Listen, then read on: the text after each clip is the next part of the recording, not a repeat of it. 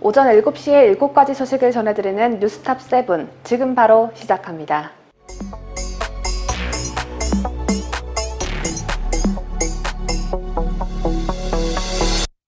지난달 31일 오전 9시 30분부터 시작된 서울 영등포 지역구의 4.15 총선 무효소송 재검표가 자정이 다 돼서야 끝났습니다. 때문에 어제 뉴스에서 미처 전해드리지 못한 소식, 오늘 이어서 후속 보도하도록 하겠습니다. 선거 조작 소식만큼 중요한 소식은 없으니까요. 어제는 제가 주심을 맡은 조재현 대법관이 재검표 현장 촬영을 또 못하게 했다고 보도해드렸는데 그나마 다행히도 원고 측 변호인 중 한 명인 박주현 변호사가 유일하게 사진 촬영을 할 수 있었다고 합니다. 조재현 대법관이 실시간 생방송을 못하게 막고 취재진들을 쫓아냈지만 고소를 한 당사자들의 증거 수집을 필사적으로 막는 건 피고 측과 공범 역할을 하는 것 아니냐라는 비난을 조금은 의식해서 원고 측 변호인 한 명에 한해 사진 촬영을 허락했던 것으로 보여집니다. 그렇다면 박주현 변호사가 목격한 재검표 현장에선 어떤 일이 벌어졌을까요? 수천 장의 증거 사진들을 분석해 조만간 기자회견을 열겠다고 예고한 박주현 변호사는 현장에서 발견된 부정선거 의심이 되는 감정 목적물 45건이 나왔다라면서 시종일관 조재현 대법관은 비정상 투표제에 한해 전혀 증거로 인정하지 않고 기각하는 모습을 보였다라고 밝혔습니다. 또 이날 조재현 대법관이 증거로 인정하지 않고 기각한 비정상 투표지를 비롯한 의심되는 것들을 모두 사진 촬영해 변호인단과 공유해놨으며 이는 추후 재판의 증거로 쓰일 수 있을 것이라고 전했습니다. 수천 장의 부정투표지가 나왔다. 이제 그만 놀랄 때도 됐는데 재검표에서 발견한 조작투표지가 수천 장이라고 하니 소름이 끼칩니다.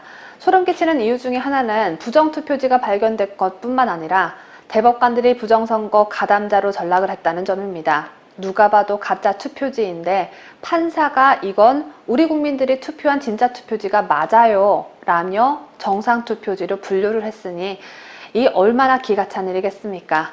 자유대한민국에 역적으로 이름을 남길 자들임은 틀림없는 듯합니다. 부정선거 가담자는 목숨 걸고 부정선거가 아니라고 합니다. 왜냐면요. 탄로나면 목숨이 왔다 갔다 하는 일이기 때문에 목숨 걸고 막으려고 하는 것이죠. 박주현 변호사와 함께 원고 측 변호인으로 재검표 현장에 참석한 도태우 변호사 또한 부정선거 증거가 너무도 명백한데 대법원에서 무조건 기각을 한다라면서 이제 특검을 진행해서 부정선거의 진상을 낱낱이 규명해야 할 것이라고 전했습니다. 도태우 변호사의 목격담에 따르면 서울 영등포 현장에서는 세로로 잘린 투표지를 스카치 테이프로 붙인 회계망측한 투표지가 나왔습니다. 투표지 하단이 잘려나가 말발굽 형태로 된 투표지, 중간에 가일 모양이 파여져 나가 입 벌린 모양으로 된 투표지 등 별의별 투표지가 종합 선물 세트식으로 출현했고 럭비공, 커피콩 모양, 끝이 뾰족한 모양 등 정상 기표구를 날인한 것이라 보기 어려운 기표인 이상 투표지가 수두룩하게 나와 변호사들이 조재현 대법관 앞으로 갖다 줬는데 조재현 대법관의 처음에 몇 장은 감정 목적물 채택용으로 받아주더니 하도 많이 나오니까 본인도 짜증이 났는지 기표인 이상 투표지는 더 이상 대법관 앞으로 가져오지 말라고 단호히 말했다고 합니다. 이상한 투표지가 1000장, 10,000장이 나올지라도 그 모든 투표지를 다 받아줘야 하는데 이제 그만 가져오라니 이러니 번번도 성관이야 공범이라는 소리가 나오는 거겠죠. 이상한 투표지들은 이뿐만이 아니었습니다. 100장 전체가 젖었다 마른 것처럼 우러진 모양의 투표지도 나왔고 검정선으로 나와야 할 것이 붉은 선으로 나온 것도 있었습니다. 또 인쇄하고 재단한 흔적인 보풀하기 달린 투표지가 나왔는데 조재현 대법관이 이 또한 감정 목적물로 채택해주지 않은 것으로 전해졌습니다. 다만 옆면이 절단된 투표지와 본드가 심하게 떡칠되어 있는 투표지는 감정 목적물로 채택해줬는데 이를 종합적으로 결론 내리자면 조재현 대법관은 증거물을 채택해주는 신용만 조금 내고 자신이 맡은 무언가의 임무를 열심히 수행한 것이라 할 수 있겠습니다.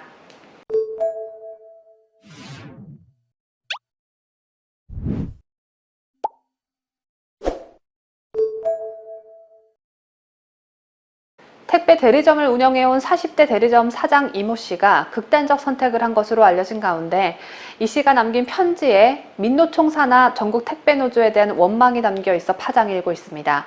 새 아이의 아버지인 이 씨는 조합원들을 향해 너희로 인해 버티지 못하고 죽음의 길을 선택한 사람이었다는 걸 잊지 말길 바란다고 했습니다. 이 씨가 이러한 말을 남기고 죽음을 택한 이유는 무엇일까요? 31일 CJ 대한통운 택배대리점 연합회는 이 씨 사망 현장에 남겨진 편지라며 해당 유서를 공개했습니다. 유서에서 이 씨는 대한통운 시절 열악한 환경 속 밤새어 가며 일을 했고 합병 전 대리점을 차리게 되어 소수로 이싹해 늘어나는 신도시 구역과 업체를 관리해오며 올해 3번째 분구 개혁을 진행하다 구성원과의 의견 차이로 결렬됐다며 그들의 선택은 노조였다고 했습니다.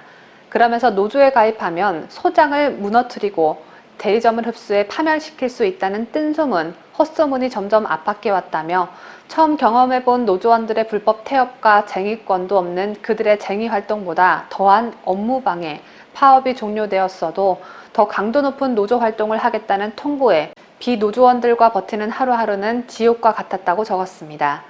이 씨는 지쳐가는 몸을 추스르며 마음 단단히 먹고 다시 좋은 날이 있겠지 버텨보려 했지만 그들의 집단 괴롭힘, 날이 갈수록 심해지는 태업에 우울증이 극에 달해 버틸 수 없는 상황까지 오게 됐다며 저는 더는 버틸 수가 없다, 너무 힘들다고 토로했습니다. 이 씨는 자신의 죽음이 노조원들이 원하는 결말일지도 모른다는 생각에 억울하다면서도 민노총 산하 노조원들로 인해 버티지 못하고 죽음에 이른 것임을 강조했는데요. 거두절미하고 민노총은 이 나라에 해악만 끼치는 단체일 뿐이라는 생각밖에 들지 않습니다. 택배업계에서는 이번 사태에 대해 업계의 특수성을 이해하지 못한 채 정부가 택배 기사들에게 노조 설립 자격을 성급하게 부여한 결과라는 해석이 나옵니다. 2017년 민노총 내 전국 택배연대 노조는 특수고용직 노조로는 처음으로 노조 설립 필증을 받았습니다.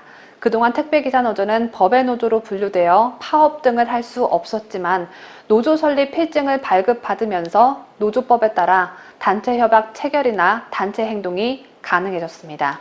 이후 노조원 수는 급격히 늘어 민주노총 산하 2개 조직, 한국노총 산하 1개 조직의 노조원 수를 합치면 8,500여 명에 이릅니다. 대리점주들이 노조 설립 후 어려움을 겪게 된 건 이들의 특수한 고용관계에 있습니다. 대리점주와 택배기사는 모두 직장인이 아닌 개인사업자라는 사실 여러분 알고 계시는지요? 점주와 기사 모두 개인사업자이기 때문에 택배기사가 항의의 뜻으로 집단 태업에 돌입해도 대리점주가 할 수 있는 일은 많지 않습니다. 일한 대로 수수료를 받는 특수고용직이다 보니 본인이 돈을 덜 받는 대신 일을 덜 하겠다는 걸 징계할 수 없기 때문입니다. CJ 대한통운 택배대리점 연합회는 그동안 일부 택배 대리점의 미숙한 운영을 전체 대리점에 갑질 프레임을 씌워 왜곡된 뉴스들이 나왔다며 갑질은 민노총 산하 택배노조가 하고 있다고 꼬집었습니다.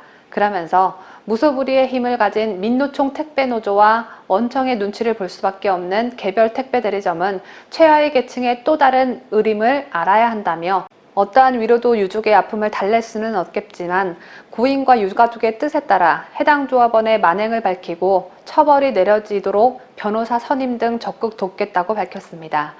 연합회는 민노총 산하 전국택배 노동조합을 향해 유가족에게 진심으로 사과하고 한 사람을 죽음으로 몰고 가는 집단적 괴롭힘, 인신공격, 폭행, 폭언 등 불법 행위를 멈추고 대책 방안을 마련하라고 요구했습니다.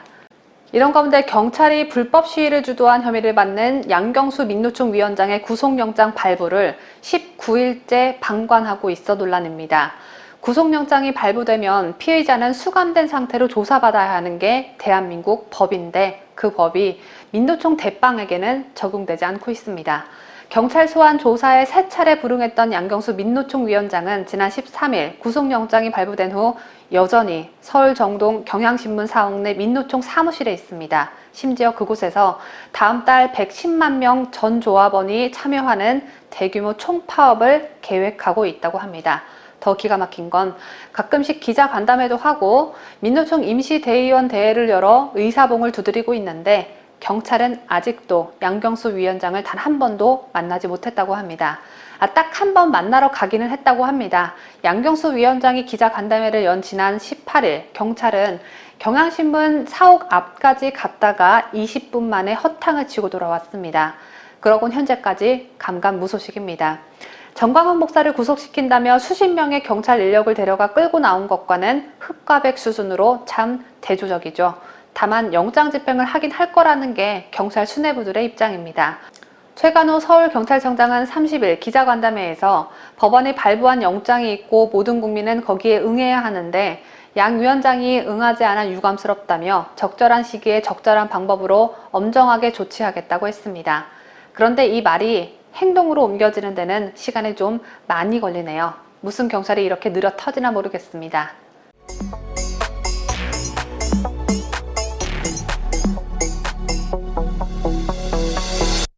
아프가니스탄의 미군 철수 과정을 보면서 주한미군의 중요성이 다시 한번 대두되고 있는 가운데 미국으로부터 좋지 않은 소식이 전해졌습니다.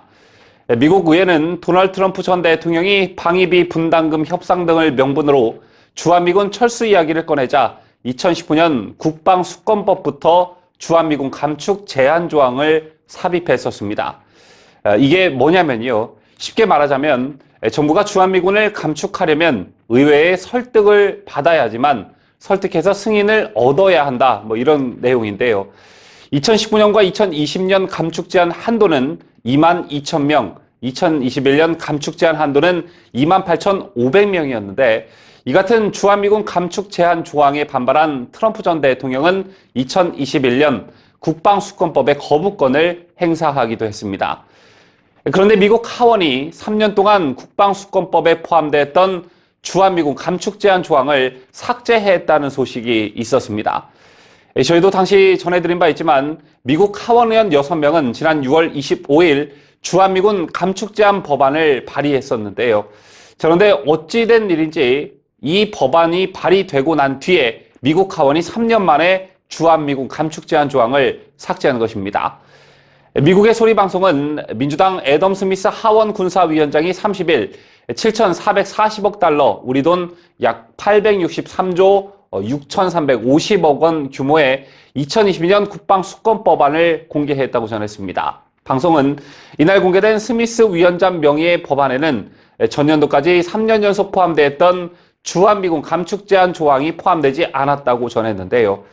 다만 방송은 스미스 위원장은 내년 국방수권법에서 주한미군 감축 제한이 빠진 이유를 설명하지는 않았다고 전했습니다.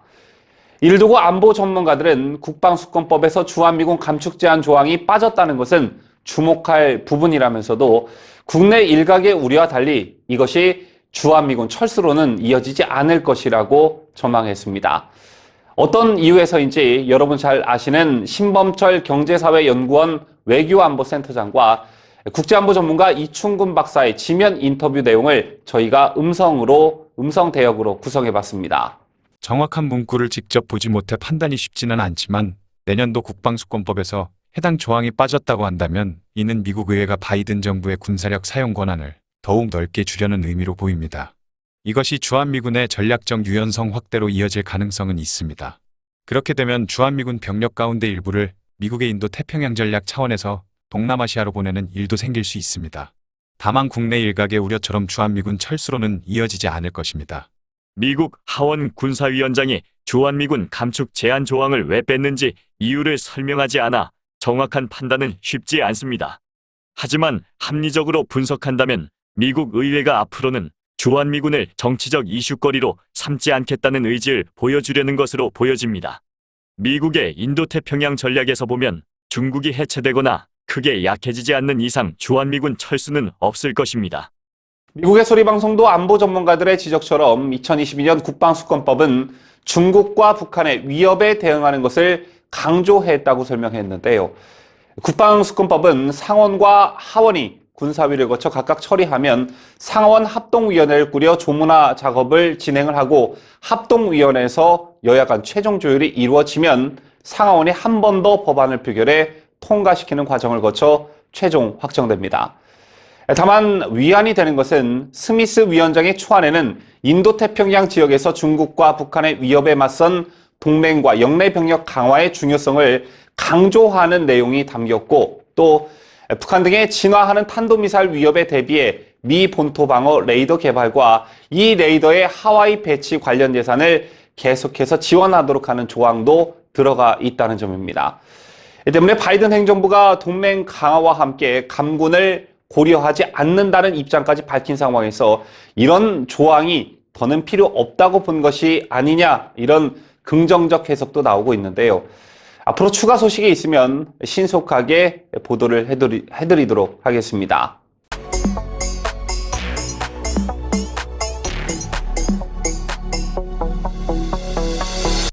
현재 코로나와의 공존을 뜻하는 위드 코로나의 길을 선택한 국가들의 특징은 모두 백신 접종률이 높은 나라들이라는 점입니다. 대표적으로 영국, 싱가포르, 덴마크 등을 꼽을 수 있는데 이들 나라들은 인구 대비 70%대의 접종률을 나타내고 있습니다. 그런데 우리나라는 28%의 저조한 접종 완료율로 위드 코로나를 원해도 갈망해도 할 수가 없는 처지로 빠져들고 있죠. 이런 가운데 일부 대선 주자들도 사회적 거리두기 중심 방역 정책을 제고하고 위드 코로나로의 전환을 제안하고 나섰습니다. 여권에서 가장 먼저 김두관 의원이 민주당 대선 경선 후보 6인 전원이 함께 위드 코로나 전환을 제안하자고 했고, 이낙연 총리와 이재명 경기도지사도 위드 코로나 전환을 위한 재원 마련에 한 목소리를 냈습니다. 야당 대권 주자들도 정부의 방역 정책 실효성을 비판하며 위드 코로나 대열에 합세하고 있는데요. 원희룡 제주지사는 현재 사회적 거리두기는 과학적이지도 않고 실효성도 없다면서 위드 코로나 전환 선포 기자회견을 열었고, 대선 출마를 선언한 홍준표 의원과 유승민 전 의원도 앞서 위드 코로나 필요성을 언급한 바 있습니다. 하지만 현재 우리나라 실정은 코로나19 백신 공급 차질이 거듭되고 접종 일정도 뒤죽박죽인 상태이죠. 공급 부족으로 예방 효과의 상관관계가 규명되지 않은 다른 백신과의 교차 접종과 함께 백신 접종 간격도 고무줄처럼 늘어났다, 줄어들었다 합니다. 이런 식의 땜질 접종으로 확실한 효과를 기대할 수 있는지 국민들의 불안이 큰데 정부는 근거도 없이 11월 집단 면역을 자신하고 있습니다. 문재인 정부의 백신 정책은 완전한 실패입니다. 국민적 신뢰 또한 상실했다고 볼 수 있는데요. 사회적 거리두기에 집중한 방역 조치에 국민들도 더 이상 고통을 견디기가 힘든 실정입니다. 이 모든 게 정부가 가장 우선적이고 시급했던 백신 확보를 외면하고 국민의 자발적 위생수칙 준수와 강제적 거리두기에 기댄 원시적인 K방역만 내세워 방역 모범국가로 자화자찬해온 그런 결과라 할 수 있습니다. 이런 와중에 어제 충격적인 사실이 한 가지가 전해졌죠. 당국이 코로나19 백신이 부족한 국가에 백신을 기부하는 방안을 검토 중인 것으로 알려졌습니다. 정의용 코로나19 예방접종 대응 추진단 단장은 전날 정례 브리핑에서 우리나라뿐 아니라 다른 국가에서도 다양한 방법으로 백신에 대한 기여를 할 수 있는 점들을 외교부가 중심으로 백신에 대한 기부나 백신 공급에 대한 지원 방안을 별도로 같이 검토하고 있다고 말했는데요. 이 같은 정은경의 말을 듣고 귀를 의심하신 국민들이 많으셨을 것 같습니다. 앞서 백신 접종을 빠르게 진행했던 이스라엘은 세계 최초로 면역 저하자인 접종 완료 5개월이 지난 60세 이상 등을 대상으로 부스터샷을 접종 중에 있습니다. 뿐만 아니라 아랍에미리트, 바레인, 우루과이, 칠레 등이 부스터샷을 진행 중에 있고요. 미국, 캐나다, 독일, 일본 등도 오는 3, 4분기에 계획 중에 있습니다. 때문에 우리나라는 올해는 물론 2022년과 2023년에 맞을 백신 조기 도입 계약 체결에도 발등에 불이 떨어진 상태인데요. 이 상황에서 다른 백신 부족 국가들에게 백신을 지원하는 방안을 검토 중이라니 무슨 정신으로 국가를 운영하는 사람들인지 도무지 이해가 가질 않습니다. 현재 우리나라는 원조를 받는 나라에서 원조를 해주는 나라로 발돋움했습니다. 하지만 백신과 관련해선 백신 거지 국가나 다름이 없죠. 지난 2월 한국이 주로 가난한 나라들에게 돌아가는 코로나19 백신을 받기로 한 것을 두고 논란이 일고 있었던 적이 있었습니다. 그때 의사 출신인 박인순 전 국민의힘 의원이 이 같은 사실을 두고 국제망신이라고 비판을 했고, 최근엔 루마니아 정부가 코로나19 모더나 백신을 한국에 무상 제공하기로 했다는 현지 보도와 관련해 국민의힘은 문재인 대통령은 대한민국을 원조를 주던 나라에서 원조를 받는 나라로 만든 첫 대통령으로 기억될 것이라고 비난한 바 있습니다. 이게 바로 코로나 백신과 관련한 우리나라의 현 주소가 아닐까 생각합니다.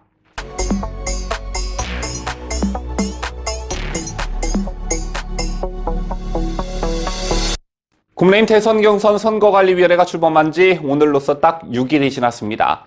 그런데 출범 닷새 만인 어제 대선 주자인 유승민 전 의원이 정무원 선관위원장 사퇴를 주장하고 나서 논란이 되고 있습니다. 정홍원 선관위원장은 오직 윤석열 후보만을 위한 경선 룰을 만들려고 합니다. 이미 확정된 경선 룰은 토시 하나도 손대지 마십시오. 역선택 방지 조항을 넣는 순간 공정한 경선은 끝장납니다. 그런 식으로 경선판을 깨겠다면 차라리 그냥 선관위원장에서 사퇴하십시오. 정무원 선관위원장이 오직 윤석열 후보만을 위한 경선 룰을 만들려고 한다. 이미 확정된 경선 룰을 토시 하나도 손대지 마라. 경선판을 깨겠다면 차라리 선관위원장 측에서 사퇴하라. 자, 여러분께서는 어떻게 보셨습니까? 자, 사실 유승민 캠프 측에서 정홍원 선관위원장의 사퇴를 주장한 건 어제 유승민 후보가 처음은 아니었습니다. 그 전날 유승민 캠프 대변인을 맡고 있는 김웅 의원의 입에서도 정원 용퇴라는 말이 나왔었는데요. 관련 발언 영상 마저 보시고 계속 이어가겠습니다. 근데 정홍원 선관위원장은 윤석열 후보도 미리 만났고 또 윤석열 후보에 대한 지지 의사도 표명을 했죠. 그뿐만 아니라 선관위원장이 되자마자 가장 먼저 한 것은 특정 선관위원장을 사퇴시켰어요.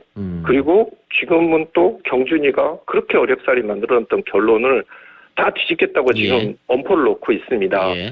거기에 윤석열 총장은 그 선관위 결정은 따르겠다. 이렇게 이야기를 하고 있으면 이게 어떻게 공정한 경선 관리라고 할 수 있겠습니까? 그러니까 저희 캠프와는 뭐 아직 논의가 된 건 아닙니다만은 제 개인적인 의견을 말씀드리자면 이 정도로 공정성에 이미 좀 문제가 제기가 되고 있으면 정홍원 선관위원장은 저는 용퇴하시는 게 맞다고 봅니다. 그 임명된 지 얼마 되지도 않는데요? 근데 임명되고 얼마 되지도 않아서 바로 한 게 만들어진 선관위원 쫓아내고 그리고 경준이 룰을 뒤집겠다라고 이야기를 하고 있는데 그리고 그 전에 특정 후보와 만났었다라는 게 이미 밝혀졌지 않습니까? 그거는 대선 승리하고 정권 교체를 바라는 국민들의 염원을 정말 저버리는 것이기 때문에 저는 진짜 제 모든 걸 걸고 싸울 거예요. 알겠습니다. 정무원 선관위원장은 용퇴하는 게 맞다. 제 모든 것을 걸고 싸울 것이다. 라는 김웅 의원의 말까지 들으셨는데요. 자, 사실 이게 유승민계로 대변되는 바른정당계의 어떤 특유의 본색이라 할 수 있습니다. 수틀리면 아군이고 적군이도 없이 끌어내리려고 하고 가당치도 않는 명분을 들이대면서 지들만의 정당성을 인위적으로 만들고 또 선당 후사의 정신은 얘네들한텐 절대 찾아볼 수 없는 것인데요. 자, 아마 제가 보기엔 정무원 선관위의 경선룰이 정해지고 이게 자신들에게 불리하다고 판단하면 아마 경선 불복에 준하는 깽판을 치려는 어떤 포석이 아닐까 생각합니다. 유승민 캠프 측의 주장이 말이 안 되는 이유를 하나하나 살펴보도록 하죠. 우선 이준석 대표가 정홍원 전 총리에게 선관위원장 임명장을 수여하던 날 이준석 대표는 정원 위원장에게 전권을 준다. 전권을 부여하겠다라고 여러 차례 강조했습니다. 여기에다 서병수 경선관리위원장 같은 경우는 실제로 공정하든 공정하지 않았든 각 캠프에서 공정성에 대한 문제 제기가 있었습니다. 그런데 이준석 대표가 정홍원 전 총리를 선관위원장에 임명할 때 문제 제기를 하는 캠프는 단 한 곳도 없었죠.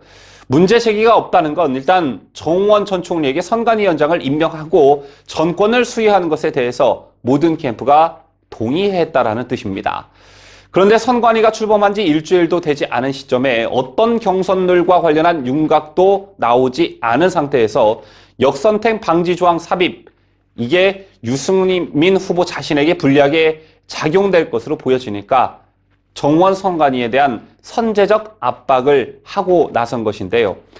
만약 정원 선관위가 역선택 방지 조항을 삽입한다 하더라도 당원 당규상 전혀 문제될 게 아무것도 없습니다. 왜냐? 국민의힘 당원 제99조를 보면 당이 실시하는 각종 여론조사에 있어 여론조사 대상을 국민의힘 지지자와 지지 정당이 없는 자로 제한할 수 있다. 이렇게 명시되어 있기 때문입니다. 이 당원 당규를 근거로 경선 과정에 있어 여론조사 대상을 국민의힘 지지층과 무당층으로 한정해도 대선 주자 캠프에서 이의를 제기할 수 없는 것인데요. 유승민 캠프는 이 같은 당원 당규가 있다는 사실은 뒤로 쏙 빼고 자신들의 유불리만 따져 정원 선관위를 흔들고 있는 것입니다. 자, 그리고 다른 문제를 또 제기할 수가 있겠는데요. 이른바 이준석 녹취록 파문이 한창일 때 유승민 본인이 직접 나서 이준석 대표 체제가 무너지면 대선은 물 건너간다면서 그만 흔들라고 강력 경고하고 나선 바 있습니다. 그랬던 유승민이 이준석 대표가 임명한 정원 선관위를 흔들려고 한다는 것 자체가 앞뒤가 맞지 않는 행동이라 할 수 있고요. 이처럼 본인들이 내세우는 주장에 대한 근거나 논리가 하나도 맞지 않으니까 자꾸만 정원 윤석열 유착설을 흘리는데 이것 또한 굉장히 무리한 주장이라 할 수 있습니다. 왜냐? 윤 전 총장과 정원 전 총리가 만났다는 시점은 지난달 5일이었습니다. 이 시점은 서병수 의원이 토론회 일정 통보와 역선택 방지 조항 배제 결정 등 경준이 월권 시비 끝에 경준위원장직을 사퇴하고 선관위원장 임명도 받지 않겠다고 선언한 20일 기준으로 보름 전입니다. 또 이준석 대표가 정원 총리를 찾아가 선관위원장직을 맡아달라고 간청한 때는 지난달 22일이었죠. 즉 윤 전 총장이 정원 전 총리를 만난 시점은 정원 전 총리가 선관위원장이 되리라고 그 어떤 누구도 생각하지 못했을 때입니다. 자, 그리고 유승민 캠프는 정원 선대위원장이 윤석열 후보를 밀고 있다는 뉘앙스를 자꾸 풍기고 있는데요. 아마 정원 전 총리가 월간 조선과 인터뷰한 내용을 걸고 넘어지는 것 같습니다. 이 무렵 정 전 총리는 월간 조선 인터뷰에서 문재인 정부 고위공직자 출신인 윤 전 총장, 최재형 전 감사원장, 김동연 전 경제부총리가 범야권 대선 주자로 부상한 상황을 긍정적으로 평가하기는 했습니다. 하지만 세 사람 모두 검증을 마치지 않은 상태라며 검증 과정을 거쳐 대한민국을 지키고 유지 발전시킬 수 있는 사람, 대통령이 되기 위한 기초 소양과 리더십을 갖고 있거나 앞으로 가지려고 노력하는 사람이 있다면 지지하려 한다라고 말했을 뿐입니다. 이 말을 부풀려 정원이 윤석열을 지지한다라고 사실관계를 왜곡하고 있다는 것인데요. 모든 걸 다 떠나 국민의힘 소속 대선 주자이면서 당원들에게 배신자라며 인정받지 못하고 그걸 본인도 어찌할 수 없는 지경에 이르렀다고 생각하니 민주당 지지자나 정의당 지지자들의 역선택으로 좀 어떻게 해보려는 유승민, 가만 내버려둬서 되겠습니까? 이번 국민의힘 대선 경선이 끝나고 정계에서 유승민을 더 이상 보지 않았으면 좋겠다는 생각을 여러분과 함께 가져봅니다.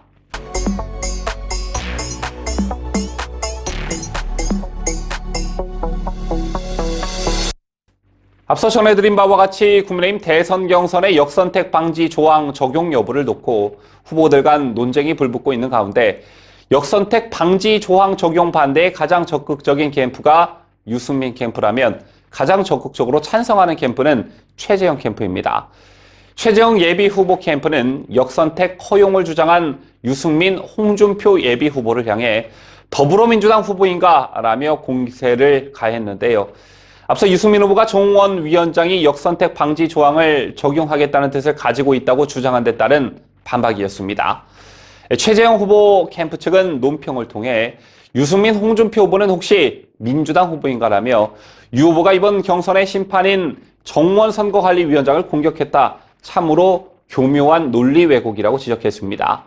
그러면서 최재형 후보 캠프는 역선택 방지는 무당층과 중도층 또는 같은 야당인 정의당, 국민의당 지지자들을 배제하는 게 아니다. 막강한 동원력을 가진 민주당 열성 지지자들이 좌표를 찍고 국민의힘 경선에 끼어들어 결과를 조작하려는 시도를 막자는 것이라고 설명했습니다.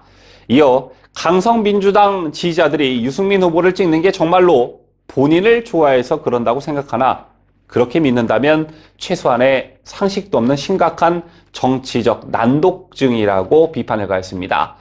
또 홍준표 후보를 향해서도 어처구니 없기는 마찬가지라며 홍 후보가 지난 2018년 민주당 지지층과 정의당 지지층 이런 사람들에게 우리 당 후보를 뽑는데 투표권을 줄 수 없다. 과거 우리 여론조사 규정이 엉터리 중에 엉터리였다. 그래서 당원을 전국위원회에서 바꿨다. 여론조사가 득표수가 환산되기 때문에 어차피 본선에 우리 안 찍을 사람이 역선택하는 경우가 비일비재하다라고 했던 발언을 거론했는데요. 그러면서 홍 후보가 이번 경선에서는 민주당 지지자들이 자신을 선택해 지지도가 올라가는 양상을 보이자 갑자기 역선택은 아무 문제가 없다고 한다며 비판을 가했습니다. 그러자 홍준표 후보도 가만 있질 않았는데요. 홍 후보는 자신의 호남 지지율이 높게 나오는 것은 정책 공약에 대한 평가와 개인 호감도 때문이라며 친문 세력의 역선택이라는 주장을 일축했습니다.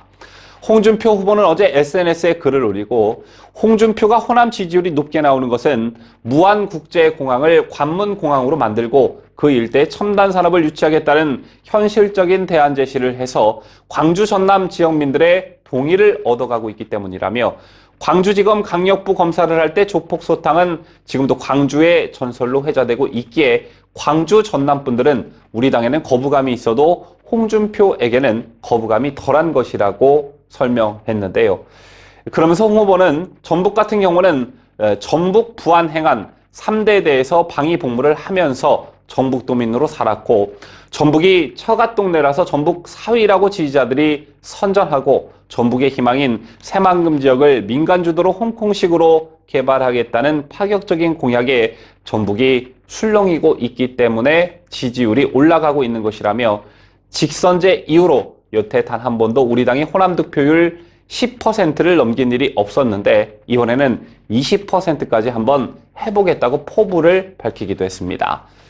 최재형 후보 측과 홍준표 후보 측의 논조를 보면 포인트가 약간 빗나갔다는 느낌을 받게 되는데요. 최 후보 측에서는 문제를 제기하는 것의 포인트는 뭐냐? 막강한 동원력을 가진 민주당 열성 지지자들이 좌표를 찍고 국민의힘 경선에 끼어들어 결과를 조작하려는 그런 시도를 막자는 것을 말하고 있는데 홍준표 후보는 이른바 호남 배제론까지 거론하며 논점을 흐리고 있습니다. 어쨌든 역선택에 따른 것인지 진짜 홍준표 후보가 주장하는 대로 중도층과 젊은 층의 확장성에 따른 결과인지는 모르겠지만 홍준표 후보의 지지율이 급격히 오른 것은 사실인데요. 일부 여론조사에서는 윤석열, 홍준표 두 후보의 지지율 격차가 오차 범위 내까지 좁혀지기도 했습니다. 다만 이 같은 여론조사 결과의 해석은 분분한 모습인데요. 지지율 조사를 야권 후보로 한정했을 때는 두 후보의 지지율 격차가 급격하게 좁혀졌으나 전체 대권 주자를 대상으로 한 여론조사에서는 여전히 격차가 존재하기 때문입니다.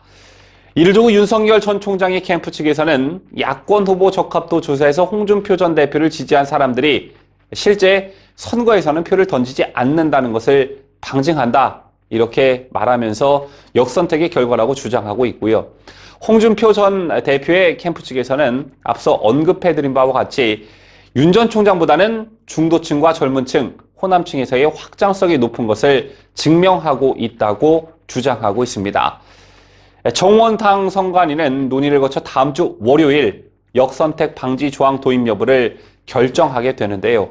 결론이 어떤 식으로 나던 그 후폭풍이 만만치 않을 듯 보여집니다.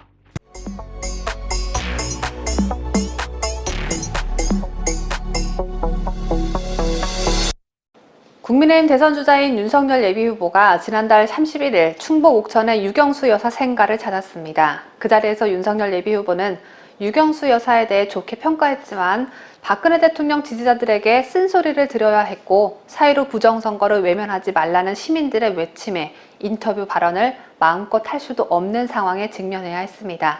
31일 충북 방문 첫 일정으로 유경수 생가 곳곳을 둘러본 윤 예비후보는 기자들과 만나 유신 시절 박정희 전 대통령의 통치 방침에 대해 경제 발전은 좋지만 불만은 갖고 있는 국민들도 굉장히 많았다며 육 여사께선 우리 사회의 약자와 낮은 곳에 있는 분들을 늘 따뜻하고 어진 모습으로 대해주셨다고 말했습니다. 이어 박정희 전 대통령의 통치에 대해선 국민들 간 서로 다른 의견이 많이 있을 수 있겠지만 우리 윤 여사님에 대한 당시를 기억하는 어느 대한민국 국민도 비판하는 분들이 없다고 덧붙였습니다. 윤 예비후보가 이러한 인터뷰를 진행하는 동안 현장에선 대통령이 되려면 부정선거를 밝혀라, 부정선거 밝히고 대통령 선거에 나와라, 박근혜 대통령을 석방시켜라, 여기 박근혜 대통령 어머니 집인데 박 대통령 가둬놓고 여기 뭐하러 오냐 등의 울분 섞인 고성이 터져나왔습니다. 부정선거를 밝혀주세요. 부정선거를 밝혀야지만이 문제관에 평판에 서거를 했었습니다. 지금도 지역이 생생합니다. 부정선거를 밝혀라! 부정선거를 밝혀라! 무신 시절이었는데 대통령 되려면 부정선거를 박정희 밝혀라! 대통령의 그 부정선거! 통치 방식에 대해서 그강 대통령 나오시오! 경제 발전은 좋지만 이 통치 방침에 대해서 좀 불만을 갖고 있는 국민들도 굉장히 많았는데 그리고 유경수 여사님께서 박근혜 대통령 석방시키시오! 적십자 활동이라든지 또 어린이, 여성, 남환자 이런 여기 뭐하러 와! 우리 사회의 박근혜 약자와 대통령 가도록 또 낮은 뭐하러 곳에 있는 오냐고! 분들을 늘 따뜻하고 또 어진 모습으로 내주셨기 때문에 아마 여기 엄마 집이 박정희 왔잖아! 대통령의 그 통치에 대해서는 이에 대해 윤 예비 후보는 공직자로서 정부의 인사 발령에 따라 저의 소임을 다한 것뿐이라고 말했습니다. 박근혜 대통령이 저지른 죄가 있기 때문에 윤석열 예비 후보는 당시 검사로서 죄 있는 사람을 잡아들인 것뿐이다 라는 뜻으로 해석됩니다.